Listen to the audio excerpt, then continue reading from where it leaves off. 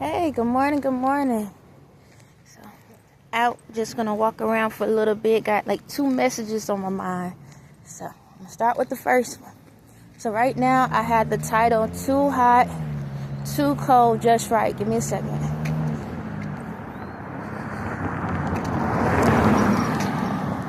So, I was thinking about a couple of different things. So, y'all know how, like, in the world, when y'all look at relationships and stuff, how you have that one friend that of the opposite sex that just know everything about you, but you end up getting in a relationship with someone that don't know nothing about you, don't understand nothing about you, whatever. I want to talk about that. So I want to say this. I'm not trying to start up anything with people that are in relationships or are married, and then you know that your husband or your wife or your boyfriend or girlfriend got that best friend that they go chill with. I'm not trying to stir anything up, but I want people to just think about some things. How is it that the person that you feel the closest to, that understands you and everything, why is it that y'all scared to be with that person?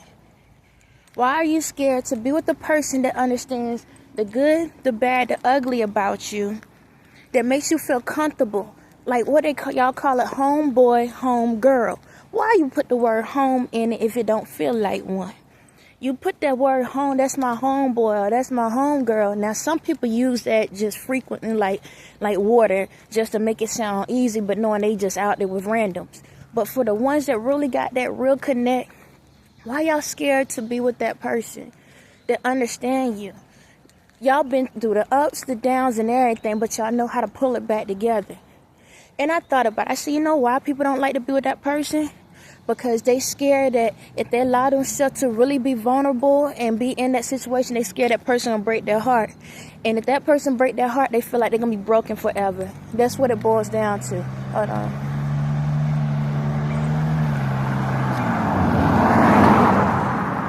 That's what it's boiled down to.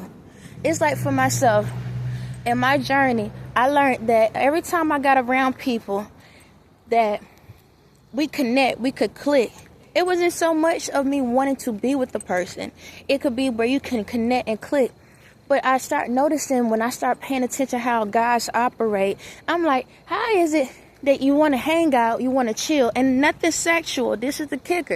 It ain't even nothing sexual. You want to hang out, you want to chill because you feel comfortable, because now you have somebody of the opposite sex where you can actually really have a real conversation about some things that you didn't understand.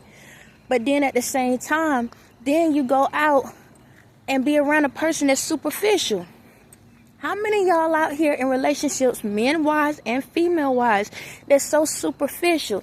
They ain't got nothing to talk about. All they want to have the aesthetics of what what a happy life looks like, but they ain't happy at all. They just want to pretend they happy. They want to pretend that they in a happy situation. Give me a second.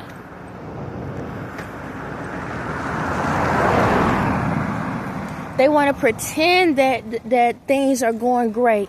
But then when you in the house together, you don't care about each other. If a person's sick, you don't care. Daggone it, the person leave the house nine times out of 10, you don't care. Along the public don't know what you up to. It's like y'all living open lives. Y'all only married to the money, to the house, to the aesthetics, but you ain't married to the person. So what's going on, y'all? Why is it that when you actually find someone that you can connect with, y'all don't want that? Want to know why?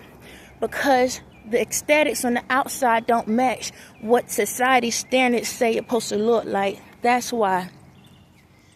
How many of y'all out here like big girls, but you don't want to get a big girl because the world out there make it look bad for to get one? How many of y'all like somebody of the opposite race, but you don't want to do that because you don't want to make your race look down on you? You understand? It's that type of thing. It's that type of energy. How many of you have that person that whenever things go bad in the relationship that you currently in, you pick up the phone to call that friend and be like, hey, I need somebody to talk to?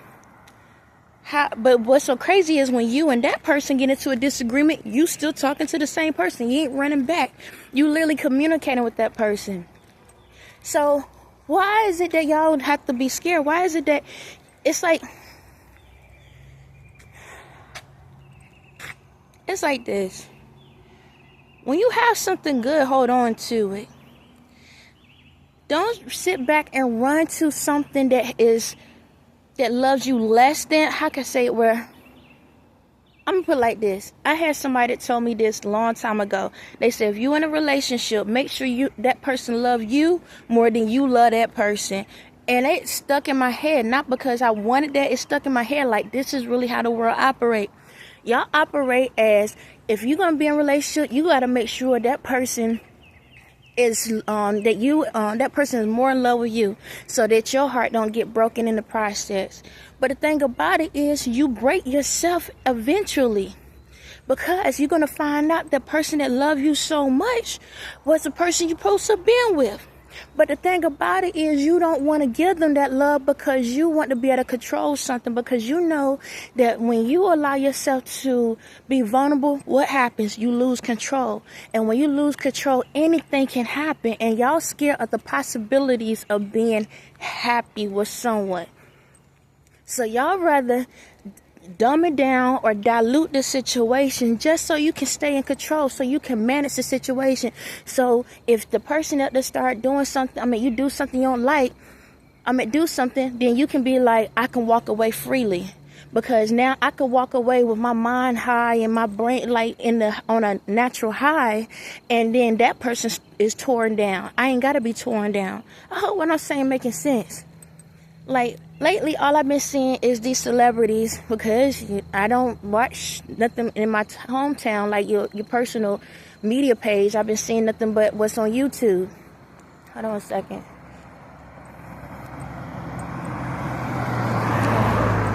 And what I've been noticing, how many of y'all couples out here that was married, you had something good home. But because you didn't want to allow yourself to be vulnerable, you gave your vulnerability to someone that don't care nothing about you. Do y'all realize y'all do that? Do you know the person that is there for you, that care for you, that loves you, that will be there through thick and thin with you? You do not give them the love, but then you give the love to the person that don't care nothing about you, because they know how to pretend to be something they're not. See, this is the thing. The part of you that you don't share with the person that you live with is the part you give to the other person. And then you wondering why that person, you so stuck to the other person, because you gave them the part that you forgot to give to the one you with. And then you wonder, how in the world they know me so well? How they get me so well? Because you gave that information to them, and then you made the other one suffer for trying to understand it. Do y'all realize that? So the person that the person that you're supposed to be with, the person that you're supposed to give all your love to, is the one you get a hard time to. How many of y'all out here been tricking with these females, right? Or these guys, and then once they don't get what they want anymore, they tell your deepest secrets, because those are the ones you told it to, because you was vulnerable with them, because you felt like, I don't love this person like this, so I could just say whatever. I could just say whatever, because I ain't gonna be with them. They know I ain't gonna be with them. They know I'm married. They know I got a girlfriend. They know I got a boyfriend or whatever. They know I got a husband. So you're vulnerable with them. And then you wonder why, when you finally get to a point in your life and you realize, dang, I'm tired of ripping and running the streets. Now you trying to make it work with the person you with, and now this person got all your secrets, because you was vulnerable with the wrong one. You gave the best parts of you to the person that didn't even love you. So the roles get flipped. That's what happened. The roles get flipped. It is always like that. Oh, that's a gray hair. It flips. And y'all wonder why y'all be miserable. And then when you go back to the person you with, you be trying to beg and plead and hope that they stay with you. Now, not everybody is lucky that happens. Some are, some not. You understand? It's Russian roulette, because guess what? You walked out of the house with a gun and had a trigger at the person you was with, and you was kept pressing those triggers on them, screwing with their mental, screwing with their mind, hoping that it would kill the love within them to make you feel better. not realizing the person that you were there giving your all to was the one that actually was holding the gun. They already knew where the bullet was going to come out at. They was just waiting for the time to be able to press the trigger. So when y'all get out here in this world, stop giving your best to something that's less. Stop putting yourself in these situations where y'all just trying to be with somebody that look good on the outside but ain't got nothing but hate on the inside. And then you wondering why you with a ticking time bomb. On that note, y'all, have a blessed day.